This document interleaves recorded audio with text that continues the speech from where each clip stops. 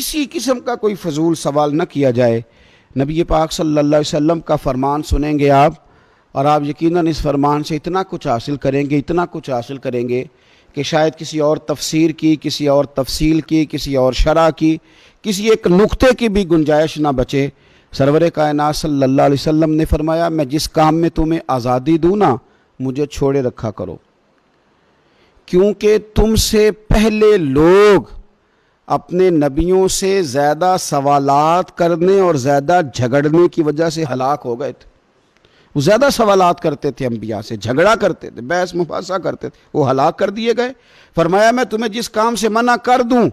حضور فرماتے ہیں اس کام کو چھوڑ دیا کرو، اور جس کام کے کرنے کا حکم دوں جہاں تک ہو سکے بجا لایا کرو۔ لیکن بحث مباحثہ اور فضول سوالات،